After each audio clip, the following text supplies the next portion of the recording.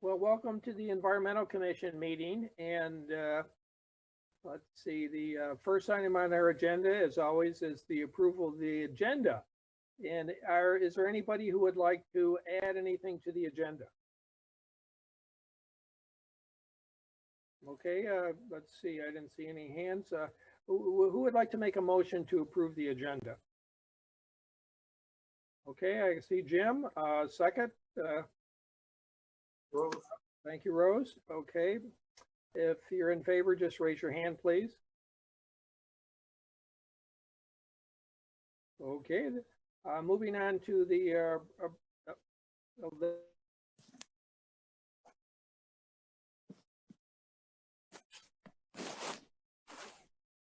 you have a question, Ned? Okay, moving on to the approval of the minutes. And is there anybody who would like anything to add to the minutes? Jim, go ahead. I would, Leroy, did you get that message that I sent you that in the minutes suggest that my report last time was talking about, said the East Lansing South Park, and it was really Lake Lansing South Park. Either I misspoke or I was misquoted. That's probably me. Thank you, Jim. You can get that one corrected, but that's the only thing I said. Okay, that's a friendly correction. Any other corrections or additions? Okay, I don't see that. Would somebody like to make a motion to approve the minutes from the last meeting? Well, thank you, Jim. Tom seconds it. All in favor, please raise your hand. Okay, we're all set with that. Let's see, moving on to public remarks. Is there anybody who would like to make a public remark?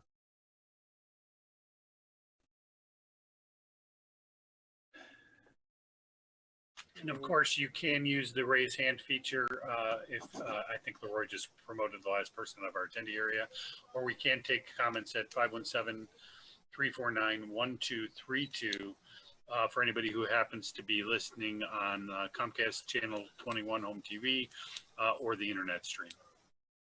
Yeah, and there will be, for those maybe who haven't attended the meeting before, there will be an opportunity for public comment at the end of the meeting also. And so we're up to our green theme. And tonight we have Amber Clark is here, our Neighborhood and Economic Development Director. Well, you got a long title, who's going to kind of tell us about the work that she's been doing. So Amber, let me turn it over to you. Thank you and good evening, Environmental Commission members. My name is Amber Clark. It's nice to meet you all. I'm going to share my screen, so just a moment while I have a very short presentation for you.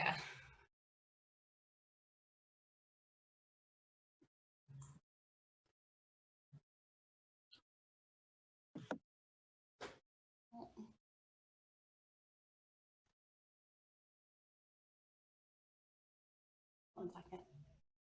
Sorry about that.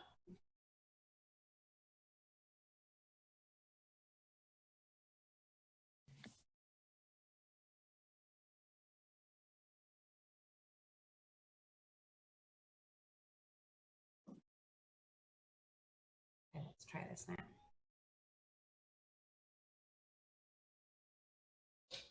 Okay, well, we're just gonna have to do it in small windows. I apologize. I'll try to make it as large as possible, but my name is Amber Clark, as we've kind of gone over. It is a long title. The neighborhoods has been added to the economic, so it makes it very long. Neighborhoods Economic Development Director. I've been trying to shorten it. You know, government loves acronyms. So I've been going NED. I don't know. You guys can toss out some ideas to me. Let me know what you think about that one. But I'm a Michigander. I was born in Saginaw, and my mom worked for Dow by the time that I came to our family. So we moved to Midland, and so I was raised in Midland. And I came to the Lansing area to finish my degree at Michigan State. So I am a Spartan, definitely a Spartan, and bounced around a lot. So I know some people may have heard this already. I did work in Jackson. I live here though. So I've spent the last 2 years commuting. So this has been a huge relief to me. Yes, I know. And I'm telling the Environmental Commission, I drove 45 minutes twice a day for 2 years. Yeah, I know. That's really bad. I feel bad. Lot of gas, lot of gas. But it was a great opportunity for me to really spread my wings. I'm really big into community engagement and into people. While I worked in Jackson, my title was assistant to the city manager. So again, a long title. I must really like that. And I staffed the Environmental Commission that they had just created in the city of Jackson. So it was brand new. And one of the first things we were charged with, obviously, was coming up with an environmental action plan. And so we copied a lot of our steps off of Meridian Townships. I obviously had a connection because I lived here, and I knew that your plan was sound, was well put together. So kudos and thank you for that, because now Jackson has kind of like some steps to take. So the neighborhoods portion has been added to my position. It's supposed to help us when we think about development, really focus our attention on everything that is related to the development. And this community is really great. They're very active. So anytime there's going to be a major development, people come out and they speak to it. But I think some of the time people don't know about the public hearings, or they don't know the process, or they feel like they shouldn't speak up. So we really added the neighborhoods portion to the title to kind of come up with an organized way to do better outreach to our neighborhoods about future development, whether it's a road project or, like a major development like the village of Okemos. All of those neighborhoods that are surrounding that major redevelopment project are very interested in the steps that we're taking, what the developer is doing. And so thinking about that was something that the township manager really encouraged me to focus on. And so I was very happy for his support on that, because that's a big part of who I am, is being engaged with people. The township has a master plan goal to preserve and strengthen residential neighborhoods. We see that as a very valuable reason why people want to move here. And so that is another key reason why the title includes neighborhoods now. And so when I'm thinking about neighborhoods in what I want to make sure that I identify the same way most of our community residents feel about their neighborhoods, so I've lived in Meridian Township for 5 years. We moved here right when our son, he's in 5th grade now. So we moved here right when he started kindergarten, and I wanted to live in the community that he was going to start school in. I really wanted to be a very active member of the community that was going to raise him. So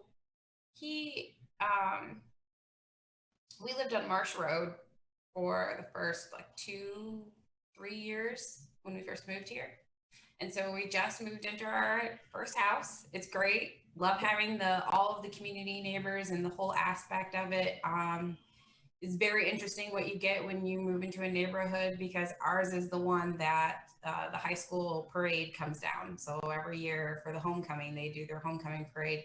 And it was kind of a shock because we had no idea that this was going to happen. This was our first fall. And then everyone's got cars lined up the street, and the kids are all freaking out, and we're kind of like coming home from work, like, what's going on? And then here's the band, and there's candy flying everywhere. So I absolutely love it. And I feel like every other person in our community that's a Meridian Township resident, whether they live in Hazlet or Okemos, feels the same way, that they are very well connected to their neighborhood, and they like it. And I'm trying to make sure that we recognize that and maintain neighborhood identity. So, our neighborhood is very closely to Raleigh and to the Hazlet Four Corners. So we think about that. A lot of the neighbors walk to the taco truck and they go get taco for dinner. And they're really keen on following the Pine Village development that's going to happen at those Four Corners. So that's how I'm trying to make sure that all of the development projects that we have going on are connected to our neighborhoods. I'm trying to define that 15-minute neighborhood concept where you could walk or bike within 15 minutes of your house and be supported by many of the things that we need on a daily basis, like a grocery, banking, healthcare, that you could have access to nature and greenery, that you could do outdoorsy things all within a few minutes walk of your house. Because that's kind of how I feel right now. And I really enjoy all the activity. I like looking out of my window and seeing tons of people walking their dogs, biking, and families engaging, going down to Lake Lansing.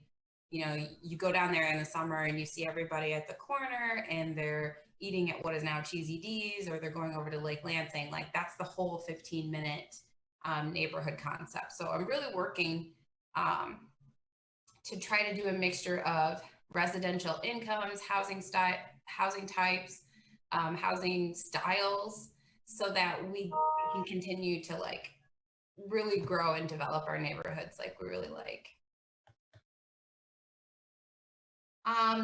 So this again talks about 15-minute neighborhoods a little bit more in depth. It also includes making sure that there's a green space or placemaking. So I'm a big green space placemaking type of person. So this is the best group to talk to.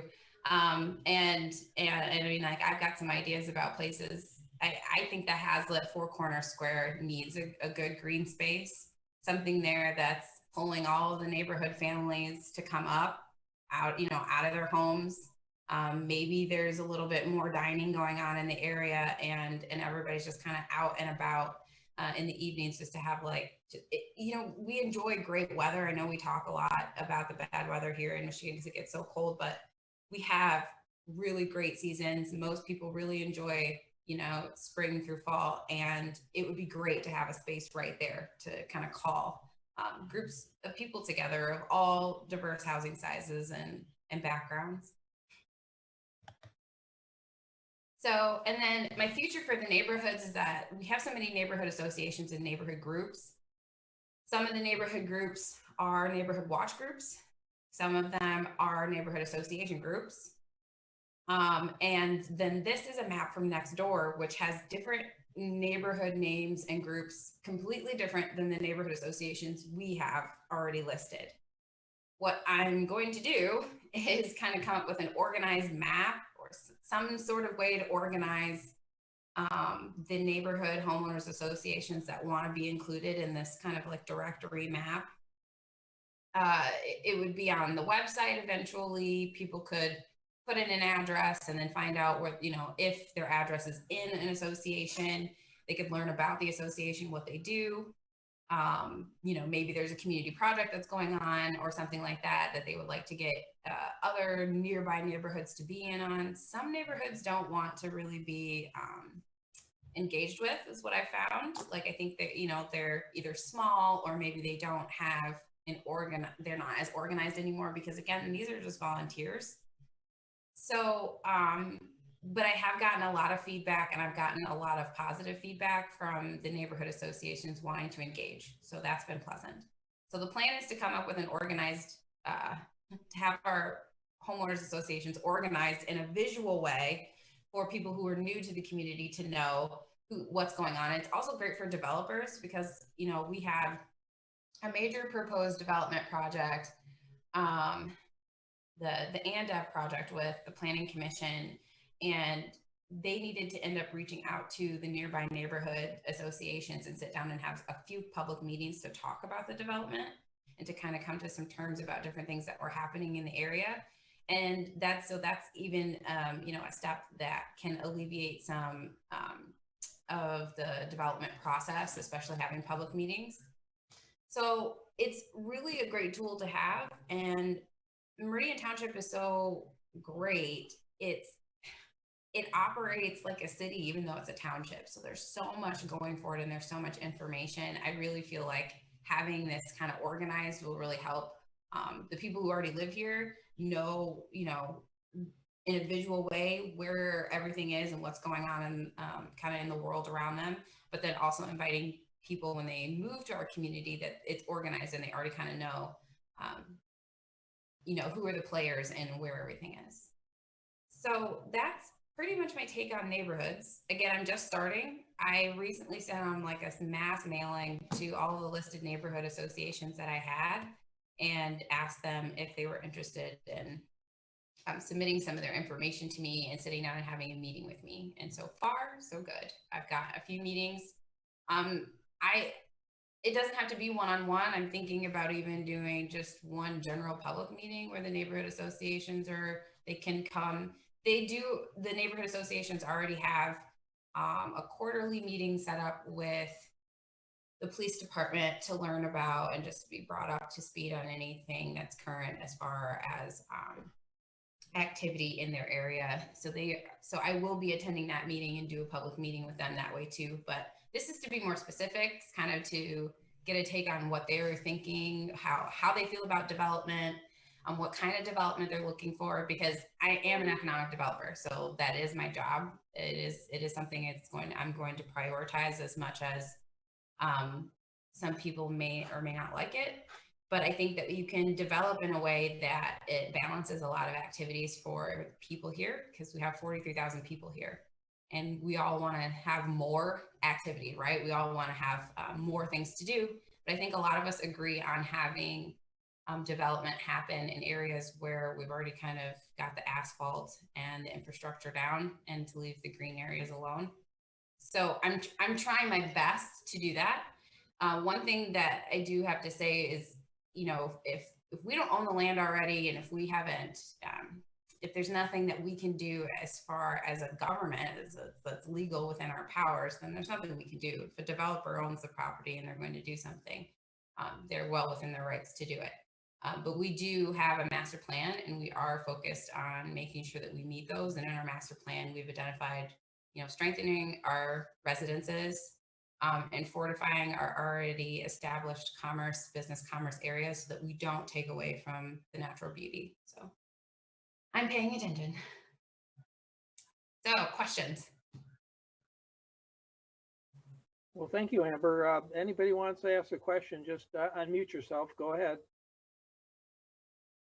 Is a little bit tangential, but you're talking a lot about that Hazlitt Four Corners area and how you would like to, enliven that space and make it more vibrant. And I see traffic being a big hindrance to that. Has traffic calming or any of those kind of concepts come into your work at this point? I mean, like the pedestrian scale and kind of bringing things down a little bit. Is that anything that you're working with at all? Or is that part of our master plan? So in certain areas, not specifically listed right there at the Hazlitt Four Corners though.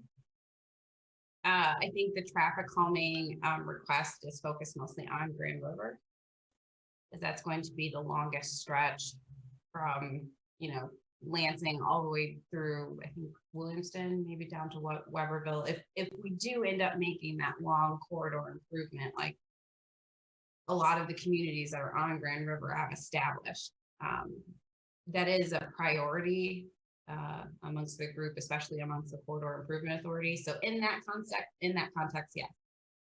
There are lots of different things you can do for traffic calming. Bringing properties, building even closer up to the road, those kinds of things. So we are doing those kinds of things, especially when we're doing a lot of the new development. That at Four Corners is such a huge section of land. What's in my head, I guess I can't totally articulate the best way, but there are some things that we can do as far as development to make it an area where people just naturally feel like they should slow down. One thing I've recently learned about, trying to calm traffic is that it kind of has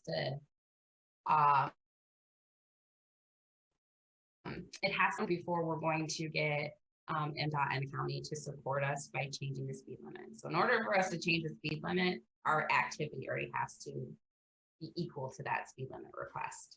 If they do a traffic study and they look and they see that actually people are driving faster than what we assume, they'll set the speed limit at that. So it's by activity. So yeah, you're right. If I've been, I drive in the area, so I live in the area. I see kids going to school all the time. you know, they're leaving high school, they're trying to do a little bit of shopping, hang out, maybe go to Subway. So I see like a lot of pedestrian activity in the area anyway. I think we're going to identify that as something that we want to emphasize and enhance so that it's easier for people to get from those four corners, but also include the traffic, because we're a driving state. There's not very much I'm gonna be able to do to change all of the traffic. Hey, Amber, I take a daily walk, and a portion of that is the interurban, which you're probably familiar with. And there's a lot of traffic, people traffic, and bike traffic on the interurban. But you know, there really isn't too much to kind of direct you to the four corners there, except maybe Blondie's or maybe Big B's if you want some coffee. But you know, I think there's a real opportunity there because there is so much traffic on the interurban that it would be a nice way for people to kind of get there and just to kind of break up their bike ride or break up their walk and then kind of walk home or bike home. So I think there's an opportunity there. Yeah, we're really excited. And, you know, if all my dreams come true, my Disneyland version of life comes true, then that's going to be a really popular place to hang out. So. Other questions or comments? I just wanted to add something to what you were just saying about the interurban connection. There is, of course, the little loop that connects down to Raby Road, and actually, and it's paved, you know, it's actually, if anything, developed, even though it was a little bit complicated about who owned what sections of it. But the old way of coming up the interurban was to, when only the half of the interurban was developed, was to come up to Raby Road and then ride through the woods there. It's a natural exit, so to speak, to put you into the back of the old L&L.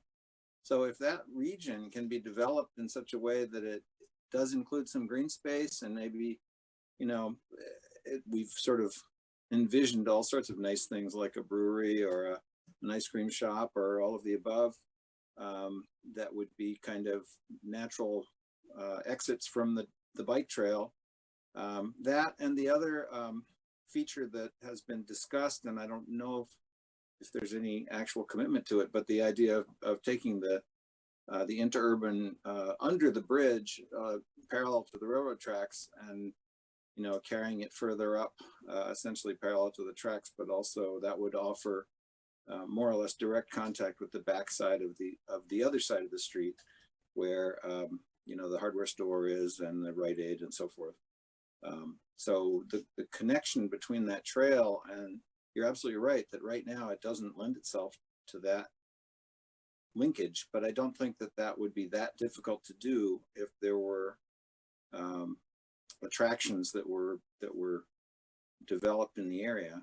And I completely agree that if some chunk of that giant parking lot turned into green space, that would be nice too. Just speaking for myself. Other questions, comments? Go ahead. Thanks. I was just going to amplify a little bit what Amber was saying about the master plan, which calls out 3 so-called PICAs, potential intensity change areas. And one is Oakham's Four Corners, one is Hazlitt Village Square, and one is, help me, Carriage Hills? Yeah.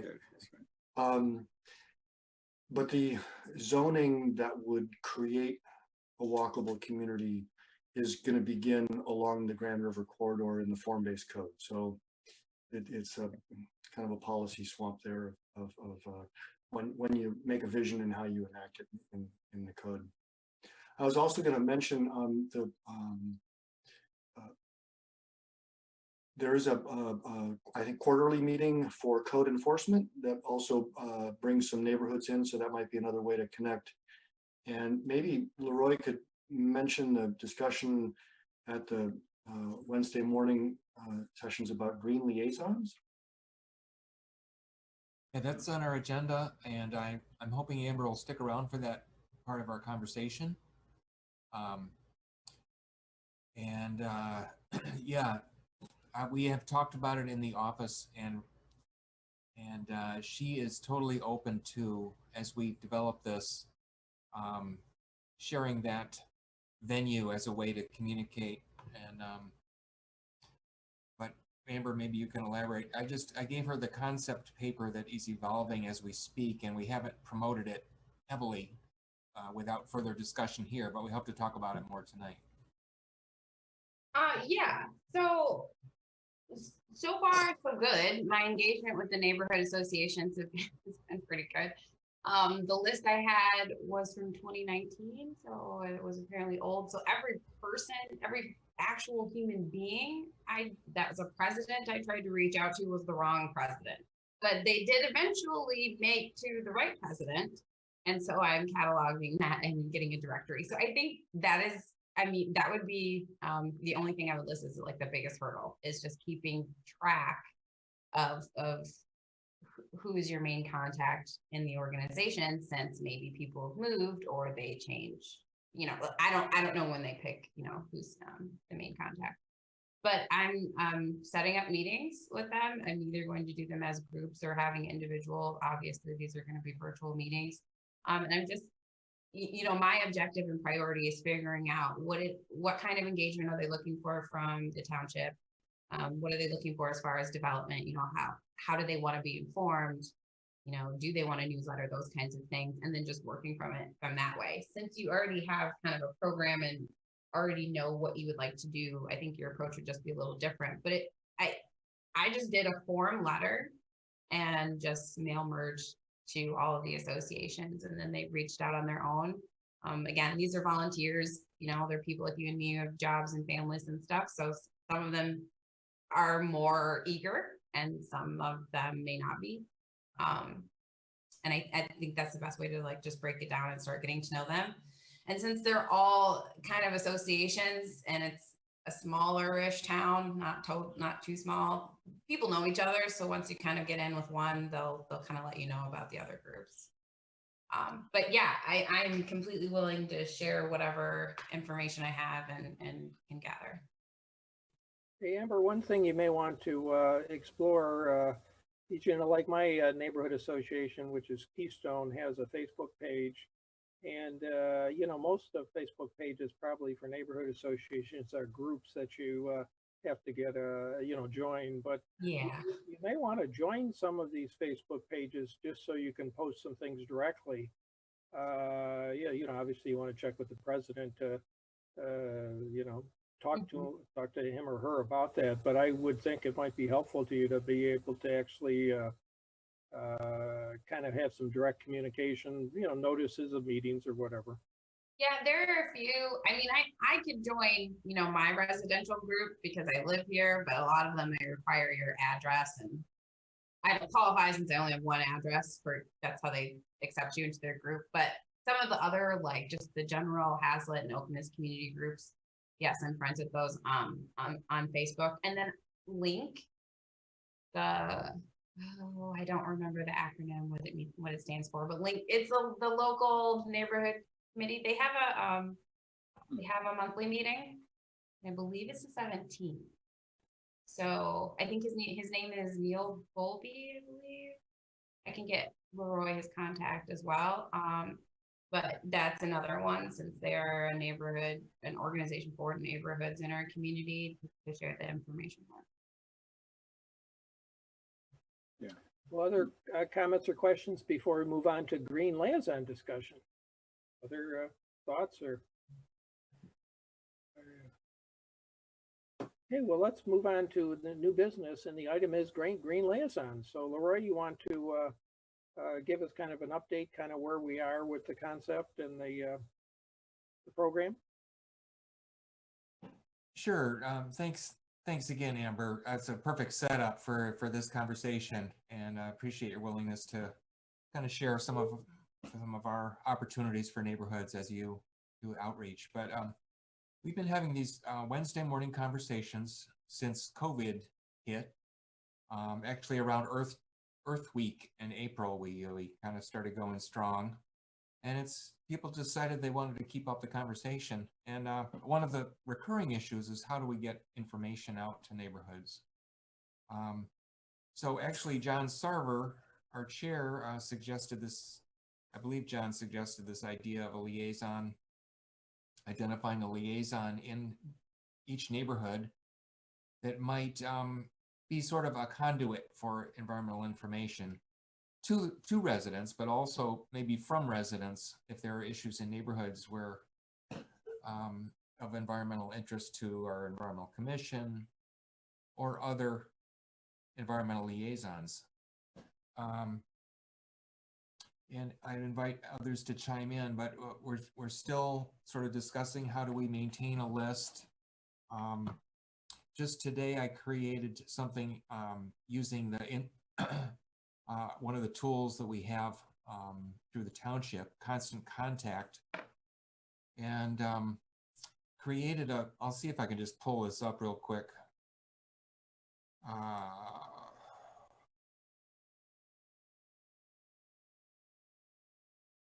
I'm juggling multiple screens here, but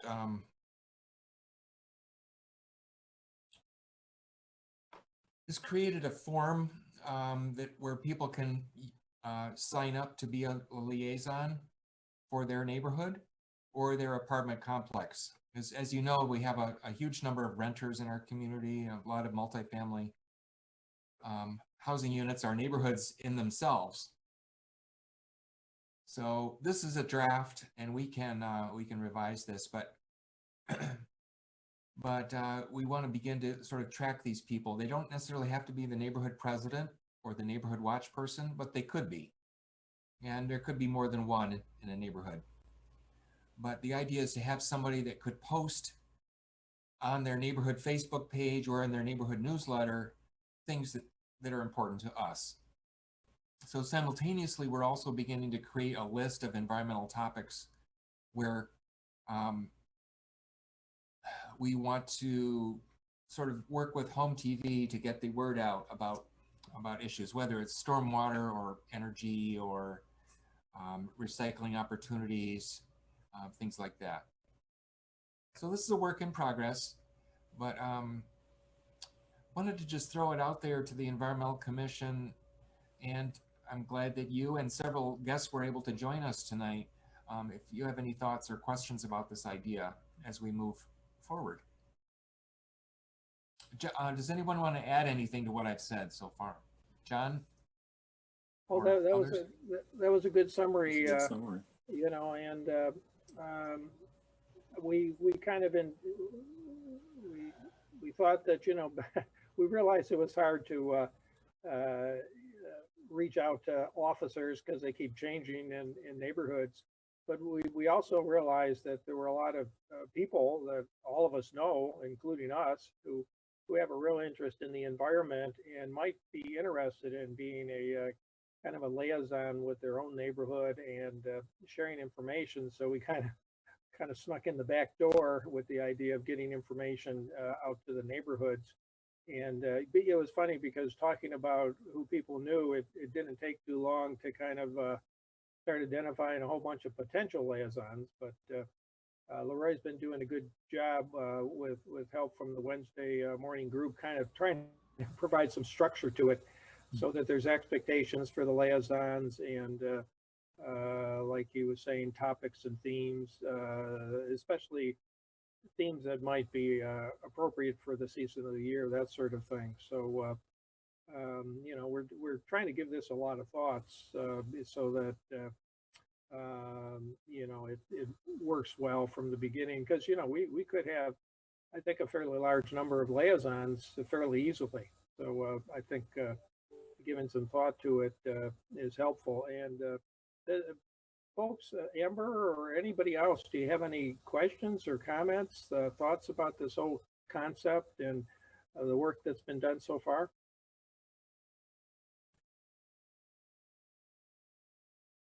I wanted to mention John Esser, who's here, has developed a little jingle related to scooping up your pet waste. And so we want to take advantage of the multimedia, the new digital age, social media. And we also, I think, would benefit if you have an interest, a topic of interest that you'd like to help develop, like composting or wetlands or an issue that's dear to you. It'd be nice to have help developing some of this this material that we send out. You've got, whether it's just an idea or some expertise or some visual, or if you find a nice visual that illustrates, or if you'd like to write a jingle that John would help produce. He's the sound guy. Anybody else want to chime in, or questions or suggestions as we, or if you'd like to sign up, you could be the first person to sign up on this constant contact form. So is it live? Can people start signing up, Leroy? Technically, it is live, so it'd be nice to have some people try it out to see if it's working. So I'll see if I can post the link in the chat window. And if you want to consider being on this list, you can unsubscribe anytime, just like the Green Gazette. So I'll see if I can dig it up and post it in the chat window in a few minutes here. Super. Any other comments, thoughts about Green Liaison? Bill or Amber, you're unmuted, so. Does it have to be just one per neighborhood? What if 3 of us, do you have to choose between us? How do we become the liaison? Well, no, actually, we would welcome multiple liaisons. The only thing we thought, though, is that if we do have more than one liaison in the neighborhood, we're going to encourage them to talk to each other and have a little kind of discussion of who's going to do what, so that if we had green teams in every neighborhood, that would be fantastic. Fantastic. And I could see that happening in some neighborhoods. There may be a lot of folks, who knows? This is a very environmentally conscious community, so we could have a lot of people signing up as liaisons, which I think would be great, because then you might encourage some neighborhood discussion of issues important to the neighborhood.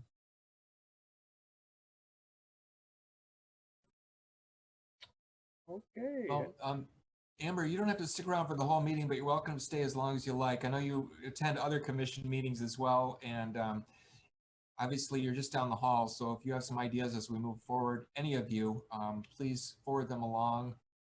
And thanks for spawning this idea. All of you had a part in that, so. Yeah, no, I think this is great. It's very similar to, I like that we're doing so much for our neighborhoods, right? It's a lot of times that residents sometimes just feel left out. They don't feel left out if they're on a commission, and everybody in the community can't be on a committee and serve directly. The law enforcement, they have the senior program where it's very similar, like somebody in your neighborhood is kind of elected to make sure that they're watching out. So I don't know if there is like some sort of call to action activity or something else that they can do, because a lot of people are looking for information. I know again, very new to my house, so, and if it can't like make noise and have a mouth, it's probably going to die. So if it's a plant, it's dead. So, for me, it would be nice to know, like, hey, there's this class that teaches people not to kill cactuses, because that's something I've done. So I've killed a cactus. So things like that. I don't know if that's something else you've considered about in your liaison, is like, I don't know, getting them together to do a neighborhood project that's green or something. I don't know. But this is great. Okay, hey, thank you, Amber. I thought your presentation was very helpful to kind of get a sense for what you're doing and plan to do. So that was very helpful. Here. Yeah, I mean, we spent a lot of time over the years talking about how to know ourselves, and what you're talking about is something right along those lines. Know ourselves in the sense of the community, to know itself in the bigger sense and in the local sense. Okay, well, again, thank you, Amber. And looks like we've got the link for the Green Liaisons in the chat room now. Moving on to new business, and our first item is the green infrastructure audit. Leroy, what's up? No major updates on that. We That's still a work in progress. I was hoping Cliff might join us.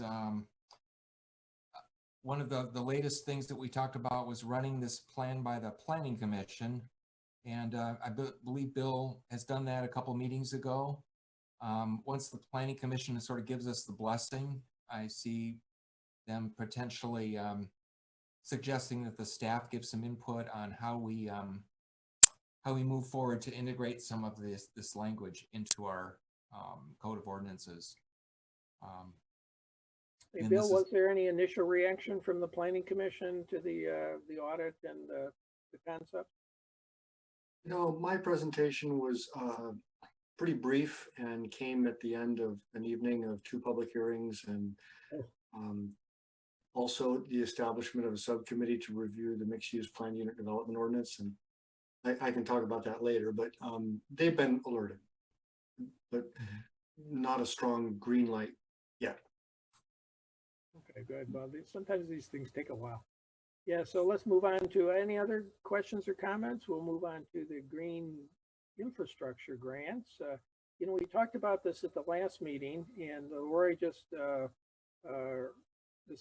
earlier sent out the latest draft, which is just a one-pager.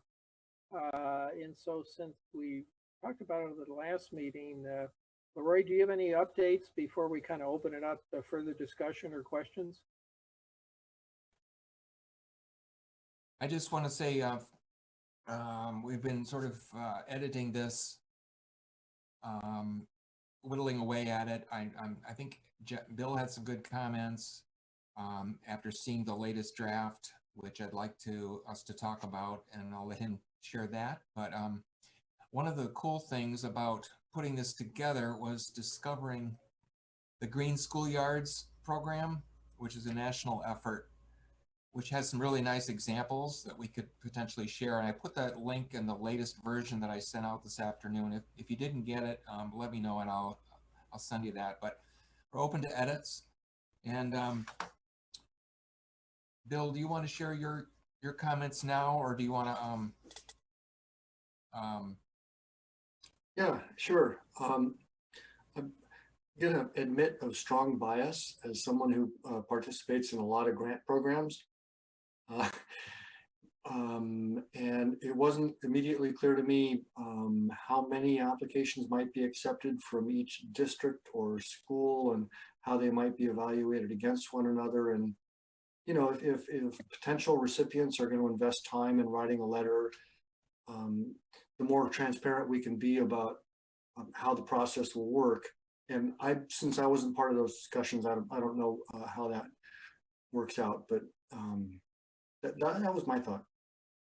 Well, I'm glad you brought that up, Bill, because I'll share what I assumed, which is assuming is always risky, of course, because I assume that, and maybe I assume that, you know, the school will get this, and you know, $5,000 is not a huge amount of money, and that they'll organize a team of students and, you know, faculty, parents, maybe, you know, interested neighbors or whatever, and so that we would only get one proposal from each school, and so that we really wouldn't be scoring or ranking any competing proposals. I kind of think that might be counterproductive.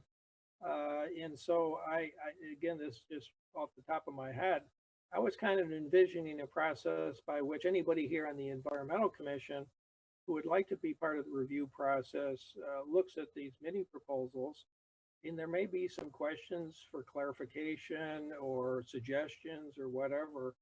And so there would probably be feedback from a review committee, which could be 3 people or 10 people or whatever.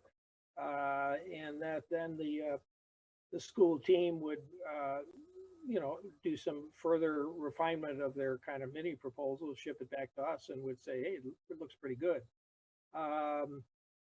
And I guess if that's what people think's a good idea, I think, Leroy, it'll be important for us to kind of put that expectation in the grant solicitation, because I think, you know, Bill looked at it and he didn't assume what I did. So if that's appropriate, then we want to be clear that that kind of what we're thinking of.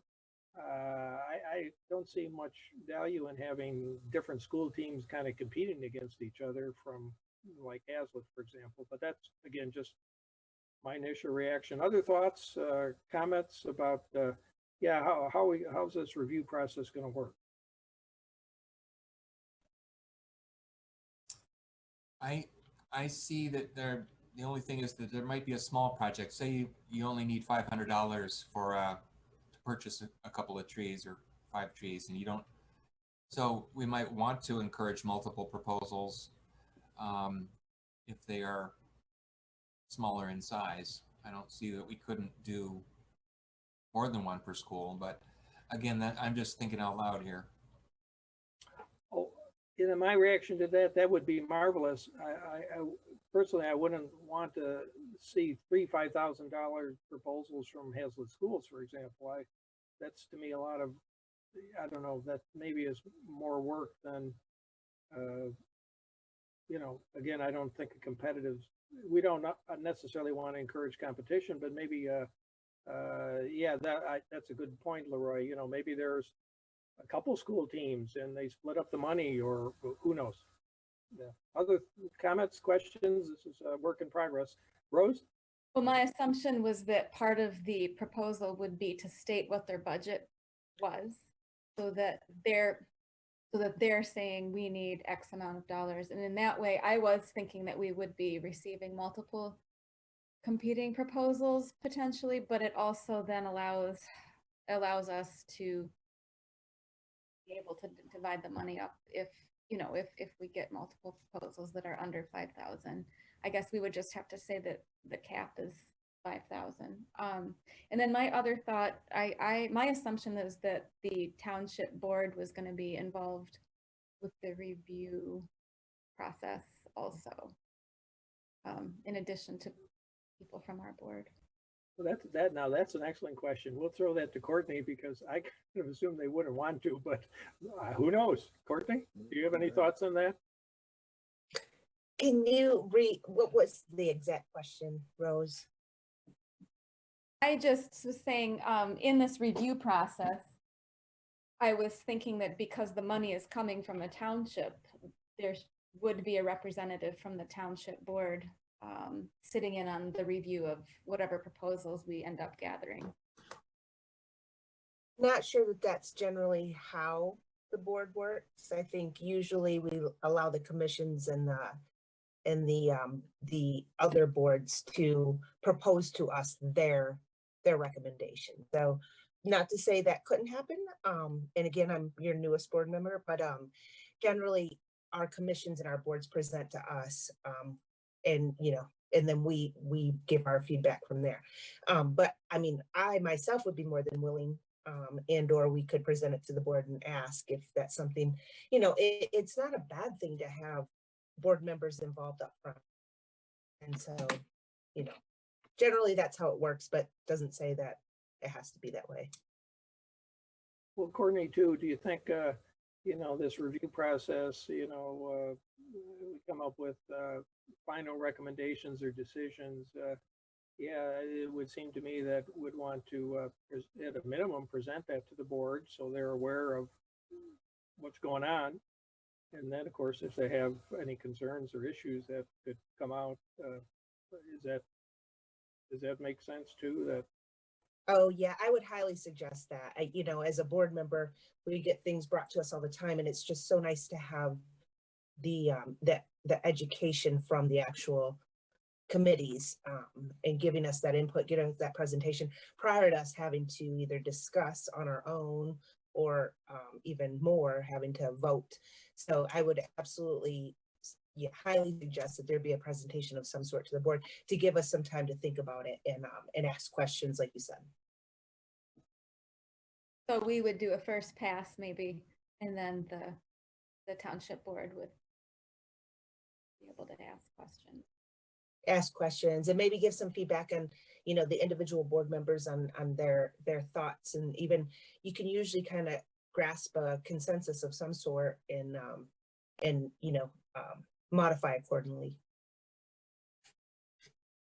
Well, Leroy, the way this discussion is going too, I think the grant solicitation it might be important to kind of indicate. I mean, we've already indicated there's $5,000 for each school district, and I guess it wouldn't hurt to kind of indicate that we're willing to accept multiple proposals with, as long as with the understanding that the school just has $5,000 total. And so I would hope with that sort of language in the grant solicitation that, if there is multiple school teams, they'll kind of work out among themselves how they're going to divvy up the money. Again, I would just as soon not get into a situation where we have to score and rank proposals from one school district, but that's my 2 cents. Other thoughts, questions? Yeah, I wanted to pipe in, even though I've been off the commission for 2 years, I figured I'd come back and visit, and I really like this idea you guys have thought up of getting money for, it's just like a green infrastructure competition. Is that what it is exactly, if I'm understanding correctly? Yeah, it's pretty wide ranging, but the general theme is green infrastructure. Okay. Yeah, I've had a little bit of time up here. I'm actually doing research in green infrastructure, focusing in stormwater up here at Tech, and Michigan Tech, that is, sorry. And I was curious if I could get in on this in a way. I'd be fully willing to offer myself as maybe a support system to these students who are making proposals. You could perhaps just throw my email in the main language as you I don't know, task them with doing everything, and they could just meet with me, and I could help them run through, the general language you want to consider. I mean, I'm a civil engineering student, so I know a little bit of that language as well. So I'd be happy to help them through the process if they were willing. That would be so cool to have a student mentor to participate. Thank you, Ben. You're welcome. By the way, we do have one opening for a student member on our environmental commission. And Luca, I don't know if you have met Ben before, but kindred spirits, I'm sure. Thank you for being here, both of you, and returning, Ben. Oh, yeah. I don't want to take the opportunity away from anybody else, but yeah. All right. Well, you probably noticed I was frozen for a little while, but I'm back. Rose, it was your opportunity to take over the meeting. I didn't even notice. Oh, okay. One other thing I do want to say, not that I want to open another can of worms, but if we do get competing proposals, we are going to have to state what our criteria are for choosing one proposal over another. So I think that our little subgroup should probably put our heads together a little bit more about that, and maybe we can flush that out a little bit and come back to the general board or committee, sorry, with our idea. Good idea. Yep. Because these questions have given us kind of some more thinking to do about the whole process and under different scenarios and stuff. Other questions or comments? I'm really happy with the discussion. I think the forum might actually be live. So it's worth thinking about whether you want it to stay live while we're thinking about how to process the applications.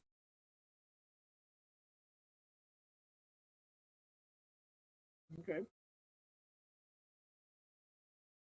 That's a good point. Thanks, Bill. Okay, shall we move on? Are there any further thoughts about green grants? Okay, let's see. We're up to the chair's report. The only thing I'll have to mention is that, I host my Solar Story series, MI Solar Story, And tomorrow night, Richard Lund, who some of you know from Michigan State University, is going to talk about his transparent solar research. You know, he has been doing research on using windows and glass to capture solar energy. That's going to be 7 o'clock tomorrow night, an hour program. And he's also going to talk about the insulation at his own home. I believe he's out in Williamston. So, Lori, if you can put the link to that in the chat room, that would be helpful. And let's see, that moves us on to the staff report.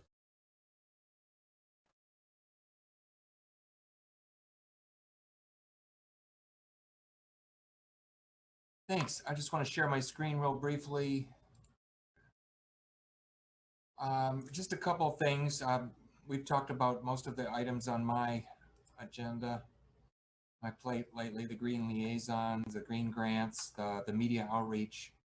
I don't know if any of you have friends in Ottawa Hills, but there is a resident in Ottawa Hills who's looking for people to partner on a community garden, and also looking at potential locations for a community garden near Ottawa Hills, which is kind of in this northwest corner at the intersection of Okemos and Grand River there. Seminole Drive sort of spans Hillcrest Avenue. So I just want to throw that out there. We have over 10 active community gardens in the township. There's not one right in this immediate vicinity.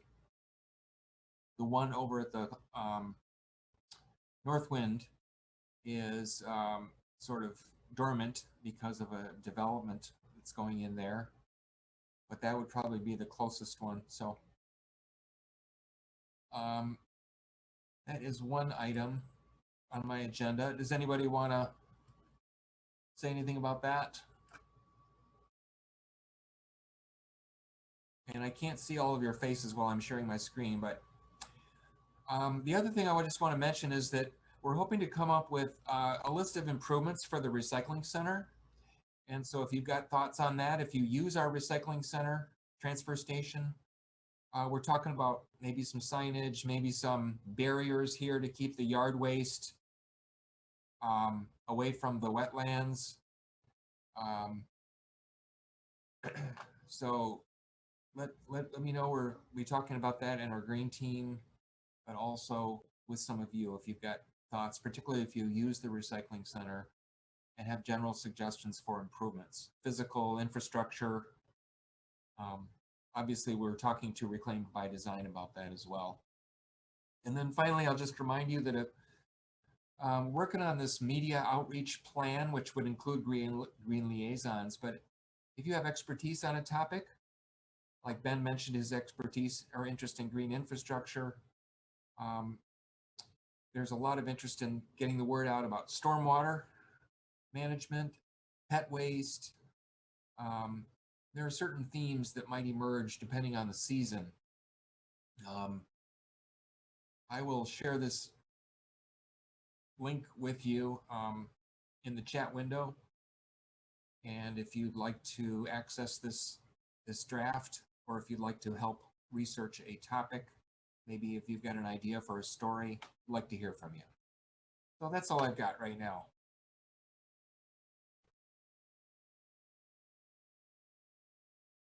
Thank you, Leroy. And that takes us up to environmental justice.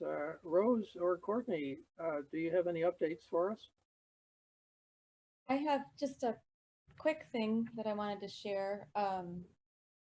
We had talked a little bit about outdated language and neighborhood covenants in the past.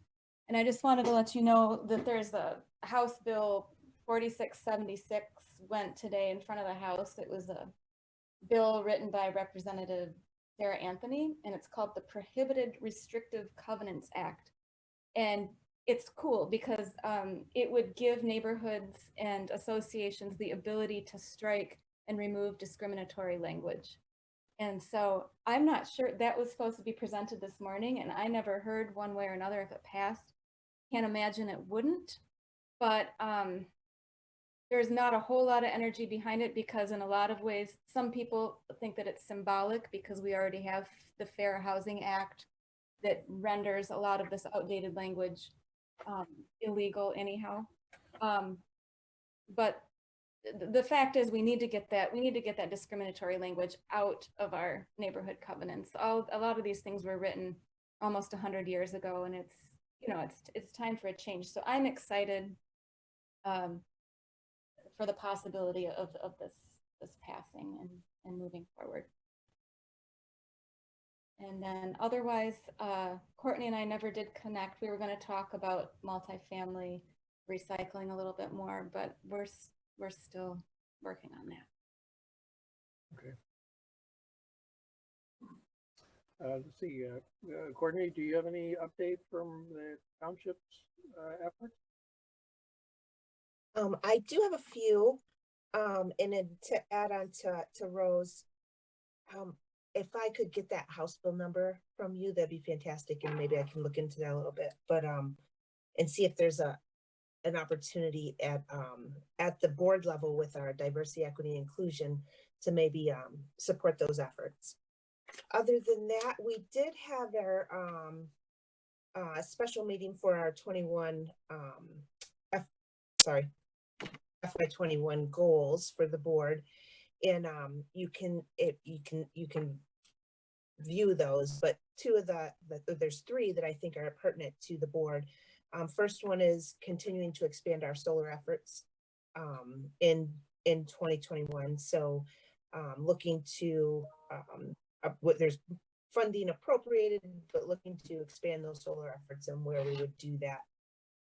Mention the diversity, equity, inclusion task force. It is a certainly there is momentum. It is a trying and slow moving effort, but I think that's really important that there's a lot of thought and intention put into this, as it's not just a conversation, it's a dialogue.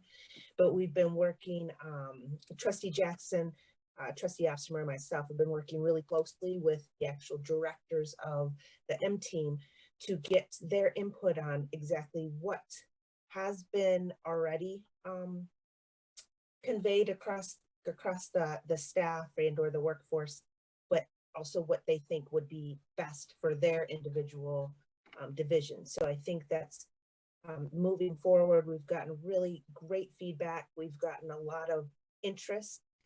So that's really positive. So moving forward, I think our next steps will be to look at hiring maybe a consultant of some sort to help us determine a plan and how we want to handle that as a result of the feedback from the directors themselves.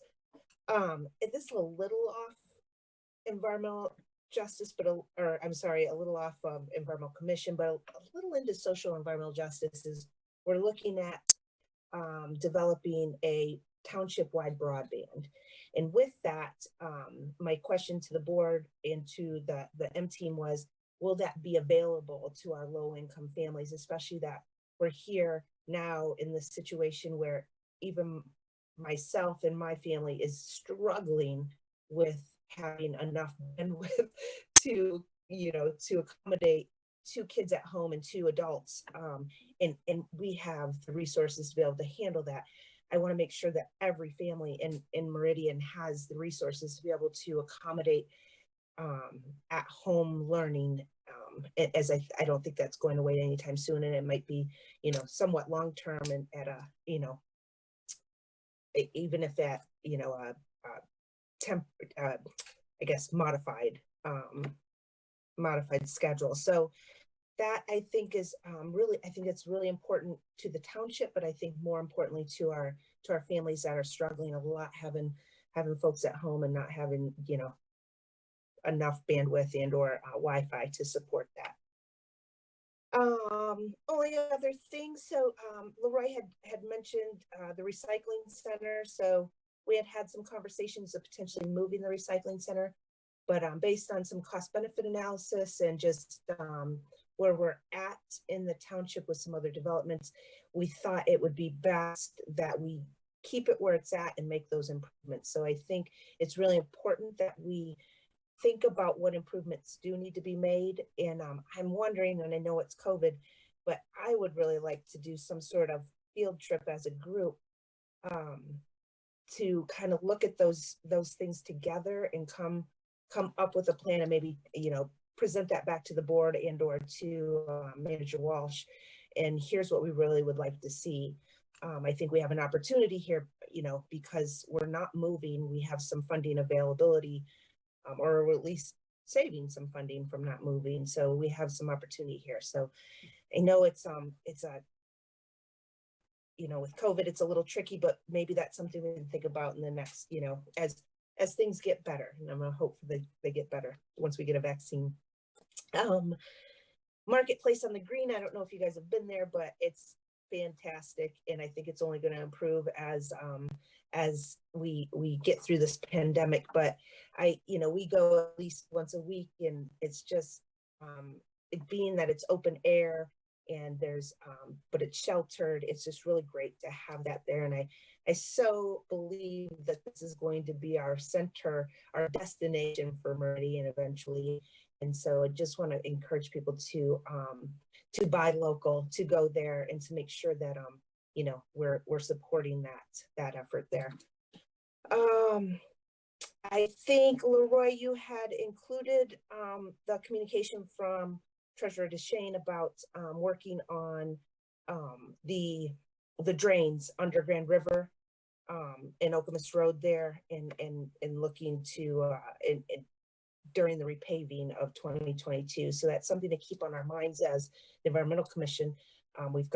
We've certainly got a drainage problem there. We're going to be repaving, but looking at maybe some long-term, whether it be recommendations or even just keeping our eye on that project itself. Last thing to mention is I will be on our next board meeting, which is the 8th, will be appointed to the Groundwater Management Board, Tri-County Groundwater Management Board, as a trustee member. And the meeting will be December 9th. I've done some research on this board. I haven't directly been involved, but my work at the Michigan Department of Health and Human Services, some of my work is directly related to drinking water, and specifically lead in drinking water. So I'm really excited to be that liaison or that member as well. So I'm hoping that I can bring some of that information back to this board, and we can just make this full circle of, keeping, like you said, there's so many people in this community that are environmentally focused. And if we can continue these conversations and however I can help, I'm more than willing. So I think that's all I have. Hey, thank you, Courtney. Yeah. Any questions for Courtney before we move on, or? Okay. I think next we're up to the Brownfield Redevelopment Authority. Anything up, Ned? So we were supposed to meet, let's see, well, 2 weeks ago tomorrow. That was canceled because elements of the paperwork were not ready. And so nothing new has happened since our last meeting. But I presumably will have something next time we meet. Okay, thanks, Ned. I'll just give well, the energy team did meet this past month, and we have continuing discussions about the existing solar arrays that have been installed this year, and also options or possibilities for next year, including we had some discussion about batteries and storage and how that might be helpful down the road in the township. And we did have some discussion too about how the energy team might relate to these green liaisons. The one discussion was maybe that we could put on an information session for all the green liaisons so that they would be more knowledgeable about renewable energy and energy efficiency, and so that would help them become more of a resource person for the neighborhood. So our discussions like that continue. And let's see, that brings us up to the green team. Wait, can I ask a question about the energy, about the solar panels and so forth? Sure. My sister lives in Vermont, and she has a south-facing slope, and she has a set of solar panels they've installed basically up to the limit of what a private family can have get the whatever the incentives are from their electric system. But they said that the utilities have changed the rules in terms of various, hookup fees and things like that. And I'm just wondering for the township, how much of a moving target is, well, first of all, what are the sort of incentive type relationships that we have with the utilities? And how much of a moving target is that in terms of both finances and the sort of physical setups we may want to choose? So I was just joking with her. I said, well, you can tell them to screw off, because if you just install batteries, then they won't get the benefit of being able to claim that they're, what you're generating is renewable energy that they get credit for. And so I was just curious about how the constellation of these interactions works for an organization like the township. Yeah, let me make a couple comments. One has to do with net metering, which is a common program around the country where, you basically can, any excess power you have from your solar system, you can give it to the utility and then give a bill credit. The original legislation that authorized net metering unfortunately put in there a 1% cap, 1% being the 1% of all the utilities load, which Consumers Energy has now reached. And so Consumers Energy has stopped taking applications for net metering, and there's discussions, negotiations going on now. Can the cap be increased? And it gets real complicated. What happens though is that it is kind of relevant to probably what we're going to do next year. I'm kind of guessing, Leroy, that the two installations that we did this year, well, one was bigger than, both were qualified under net metering, and probably those applications had already gone in before they put in place this moratorium. Is that am I correctly assuming that? I'm not up on the moratorium timeline, so hopefully that's the case. It looks like both systems are producing and interconnected. So, but as far as how that has affected our system, I'm hoping not. Well, I'm pretty sure that this thing with Consumers Energy just happened. So I'm pretty sure our farmers market and the fire station are fine that they got in before the ceiling came into play. Of course, this could be relevant to what happens next year, but of course that's hopefully everything will get worked out. Yeah, I was mainly sort of curious about how the landscape may be changing for a long time. People were saying, oh, come on, installation of storage has no potential, it's expensive, and batteries have to be replaced and maintained and blah, blah, blah. But at the same time, a lot of that had to do with the fact that net metering was available. And so I was just curious about, what your perspective is on kind of how things are evolving. Yeah, the cost of batteries are going down significantly. And meanwhile, as you point out, we have issues that utility policies and some state policies are changing with respect to net metering and other programs. So, which will give a real push for batteries. And a lot of, there's actually quite a few batteries being installed in homes in Michigan now, and also commercial buildings. So the market is kind of developing, taking off, but it's rapidly changing. So let's see. Okay, moving on to the Green Team. We have not met, but I just will echo Courtney's idea. I like the idea of a field trip to, could I see a show of hands of who might want to go on a field trip to the recycling center? Okay, awesome. I'll keep you in the loop, and maybe we can come up with a date for when that might occur, or dates. And maybe there can be a window where, okay, we're all going to go out on next Tuesday and share our thoughts for just brainstorming possibilities. Because really appreciate the township board staying so closely tuned to our agendas and so supportive. It's really a treat. I think this is we talked about this before, and Phil has mentioned that we have such strong support, and there's so many possibilities right now for working together on projects. I think we're up to the Land Preservation Advisory Board, Jim. Yes, thank you. It's also good to see Ben back around.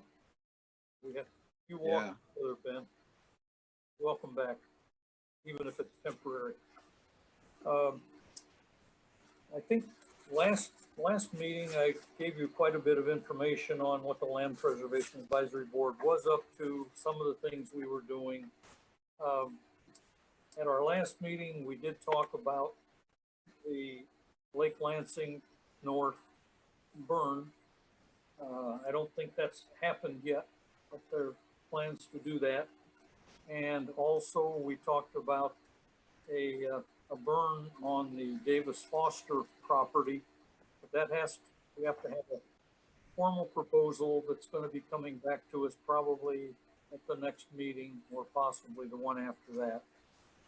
The other thing that is rather interesting to report on is the deer herd management. Last year, there were 83 deer harvested.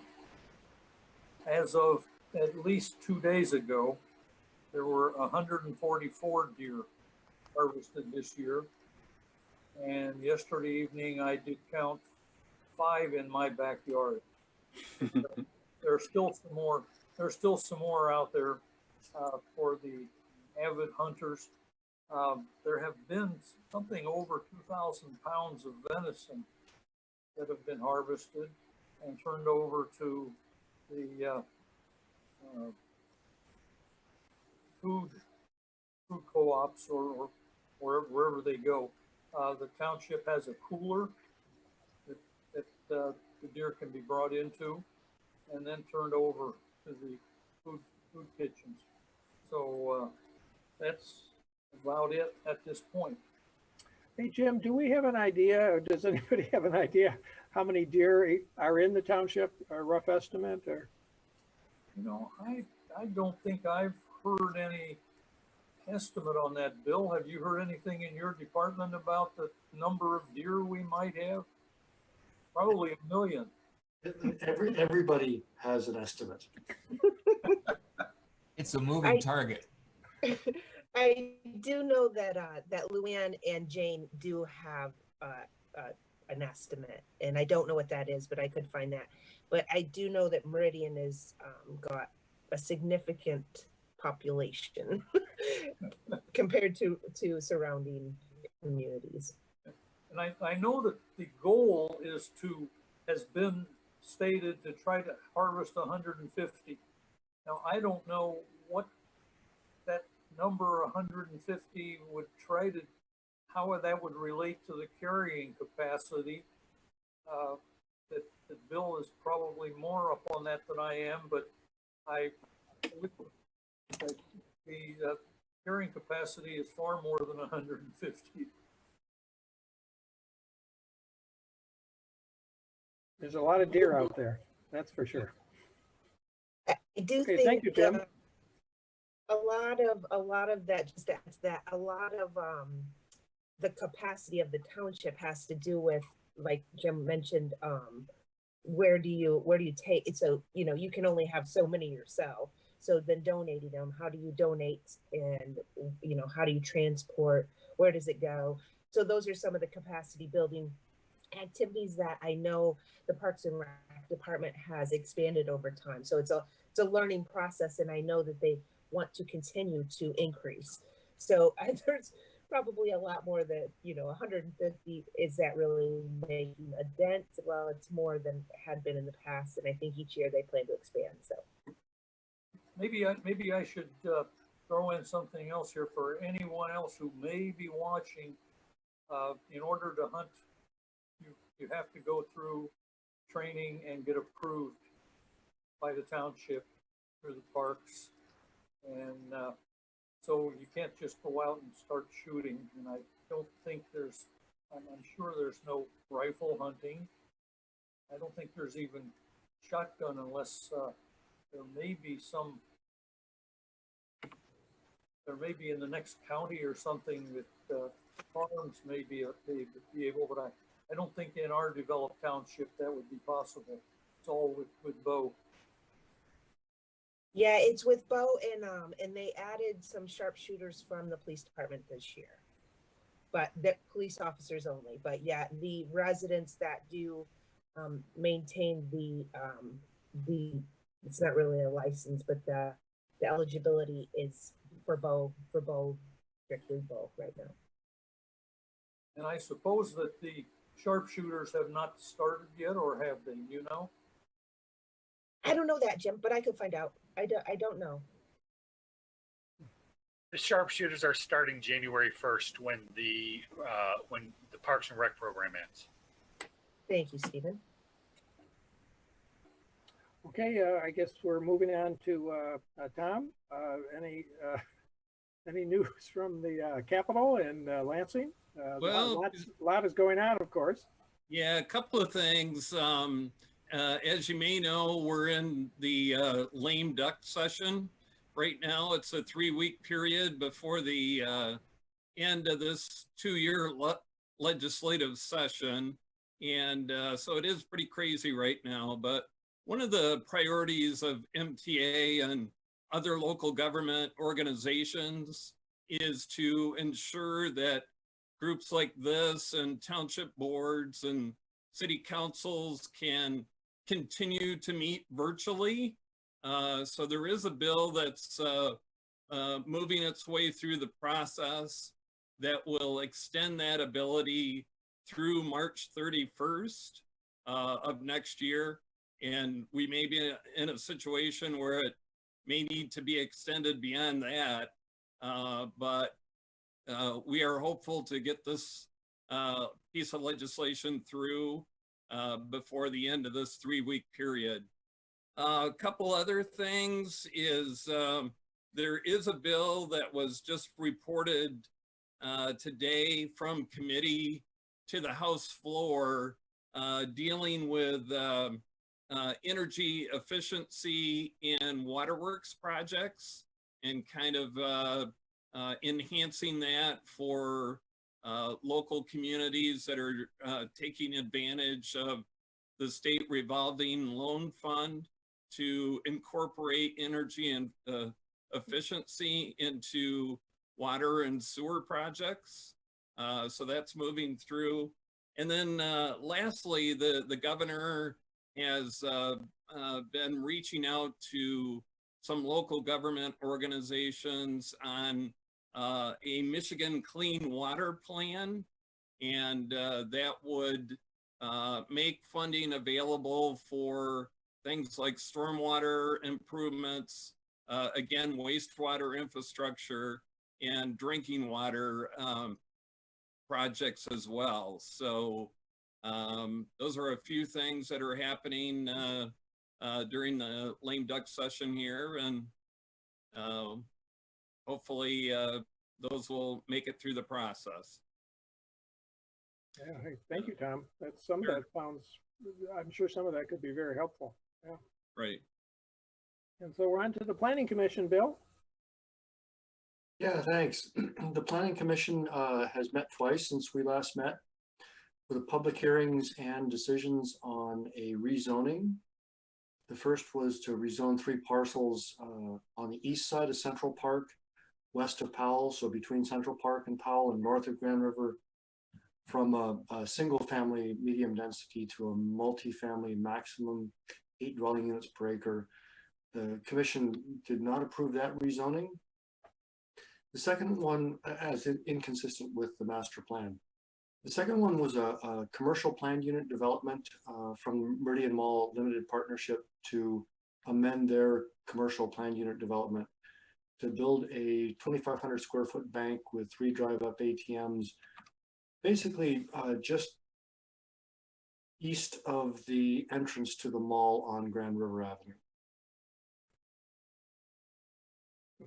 So if you're coming westbound on Grand River, you pass Marsh Road and there's an entrance and an exit to the mall.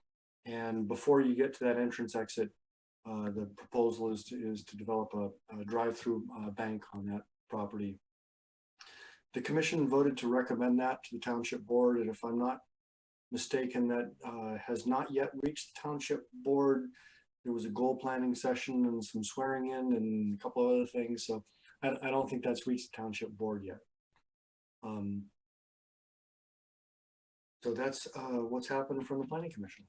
Okay, thank you, Bill. And Transportation Commission's our last report. There was some communication recently. Apparently, the Michigan Department of Transportation has done a study with regard to the intersection of Dobie Central Park and Grand River M43. There have been requests for a long time for a left turn dedicated left turn phase at that intersection, and their study apparently justified that. So during or after the resurfacing of Grand River, we can expect an improvement at that intersection. About it. Thanks, Bill. Rose.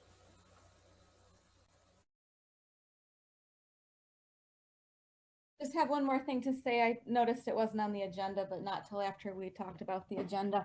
I just wanted to let you know, I know you're all losing sleep over this, but my whole Tree City effort, I wanted to let you know that I did talk with Kevin Sayers, and I still do believe that we have what it takes to be a tree city. I dug up 2 ordinances that I think are applicable, and so I don't think we should give up the fight.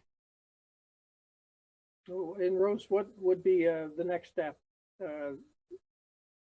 I still need to circle back with Leroy and Phil about budget, and then either modifying, just combing over these ordinances, making sure that they meet the requirements. If they don't, we might have to draft something up, and I'll talk to Leroy about that, but I can take charge of that if that needs to happen. Okay, sounds good. Well, we're up to the public comment period. Do we have anybody who'd like to make some comments before we adjourn? I have a question for Ned. Ned, can I get from you a direct email that I can send over a copy? I don't know if you've heard this PSA thing on picking up the poop, but I would like, there's some question about the accuracy, I guess I'd say, of the second verse. And I wanted to clarify that we're saying this the right way before anything goes any further with it. And if I have to modify the language of it, I can certainly do that.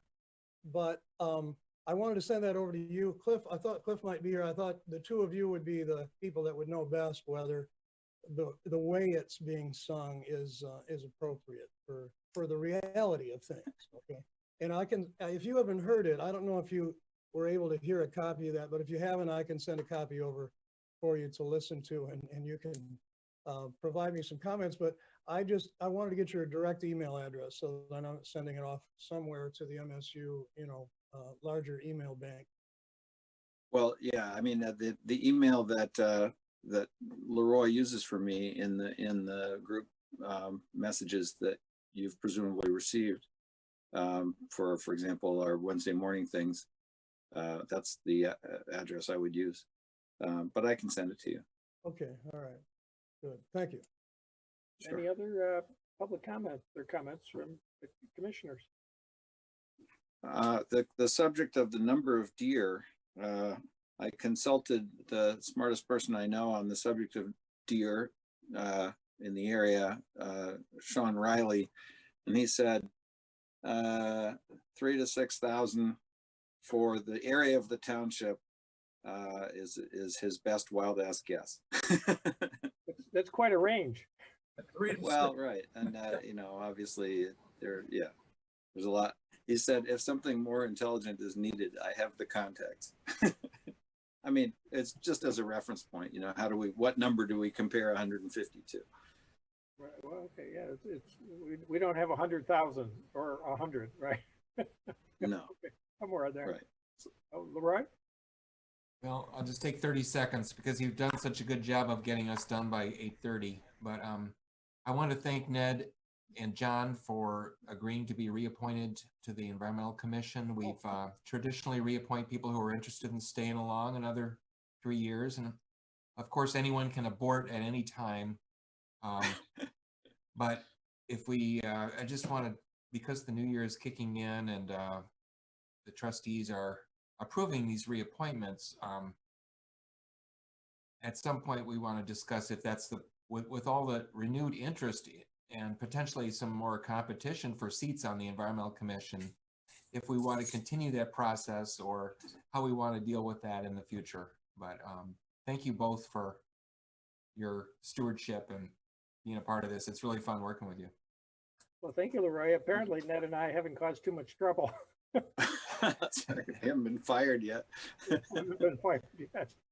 No, but it's incredibly exciting, as Courtney pointed out, as you've pointed out, Leroy, that, you know, we're getting that much more sort of traction and support and just community engagement. It's really,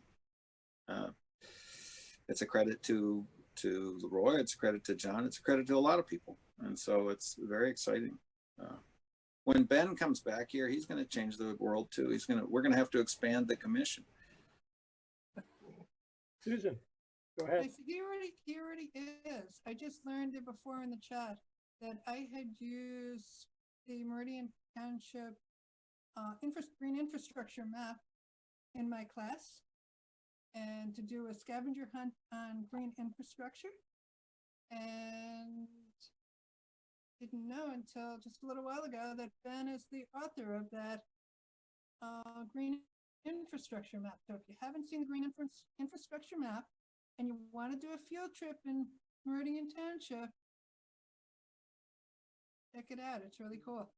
Great job, Ben. Cool. Thank you. I like to add co-author. Yeah, I didn't know GIS, so. Super. You did a great job. Thank you. Any other parting words before we adjourn? Okay, can I get a motion to adjourn? Thank you, Bill. A second. Thank you, Tom. Second. All in favor? Hey, thanks everybody, and have a great holidays. Enjoy the holidays. Take care. See you next year. That's right. Take care.